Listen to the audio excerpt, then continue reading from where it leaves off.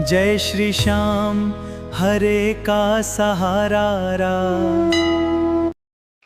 नमस्कार, मैं पंडित शैलेंद्र शर्मा अपने चैनल श्याम तत्व में आपका स्वागत करता हूं। हम एक कथा के साथ में बढ़ रहे हैं आगे कि बर्बरीक से लेकर खाटू श्याम। आज इस कथा के 5वें भाग में आपका स्वागत है।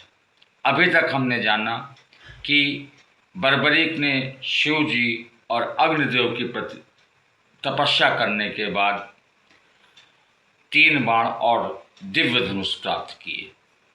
आज हम चर्चा करेंगे कि क्या खासियत थी इन 3 बाणों में और धनुष में। तो पहले हम 3 बाणों की चर्चा करते हैं। शिव जी द्वारा प्राप्त ये तीनों बाण अमोघ बाण थे।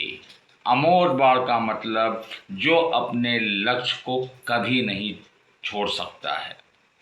3 बाण जो दिए गए थे उसमें पहले बाण की जो खासियत थी वह बाण अपने लक्ष्य को चिन्हित करता था कि किन का संहार करना है या किन को मारना है।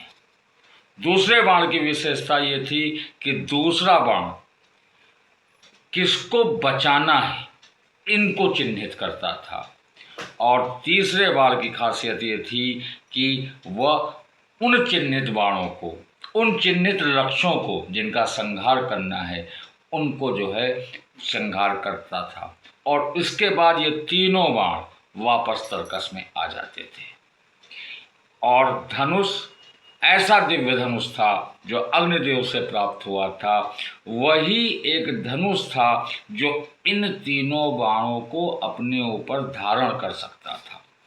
अब बर्बरीक एक महान योद्धा के साथ साथ अस्त्रों के भी ऐसे अस्त्र उनके पास हो गए थे कि वो किसी भी युद्ध का परिणाम बदल सकते थे।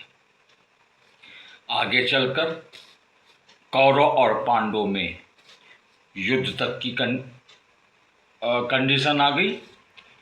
इन दोनों लोगों में, इन दोनों पार्टी मतलब इन दोनों ही लोगों में आप ये समझ लीजिए महाभारत का युद्ध होने ही वाला है।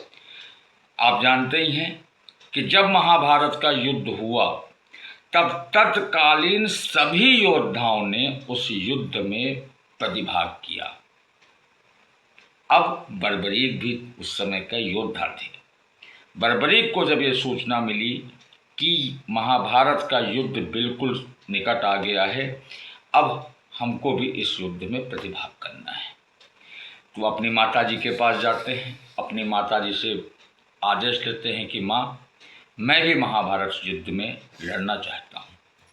तो उनकी माँ अहल्यावती उनसे कहती हैं कि देखो, आप युद्ध में तो जाओ, लेकिन आप चूँकि शंकर भगवान से जो ये आपको वरदान मिला हुआ है कि आप असहाय की सहायता करेंगे, इसीलिए आप जाते ही युद्ध में प्रतिभाग नहीं कीजिएगा, प्रतीक्षा कीजिएगा।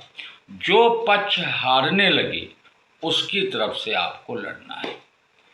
बर्बरीक की माँ का ये वचन सुनकर बर्बरीक बोले, माँ, मैं आपको वचन देता हूँ कि मैं हारने वाले की तरफ से युद्ध में प्रतिभाग करूँगा। माँ का आशीर्वाद लेकर बर्बरीक निकल पड़ी। कहाँ? कुरुक्षेत्र की तरफ युद्ध में प्रतिभाग करने के लिए। यहाँ से अब आगे जो बात आएगी वो मैं बताऊँगा आपको। 6ठे भाग में क्या क्या है। क्या श्री कृष्ण जी को पहले से मालूम था कि बर्बरीक युद्ध में आएंगे? क्या ये जो पीपल के पत्तों में छेद वाली बात है कितनी सत्य है? क्या घटना थी? और कृष्ण भगवान ने बर्बरीक की परीक्षा कैसे ली? इसके लिए आपको 6ठा भाग देखना है। 6ठा भाग कल जरूर आएगा, ये आपसे मेरा एकदम वचन है।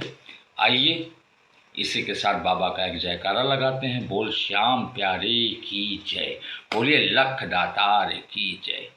जय श्री श्याम, जय बाबा की।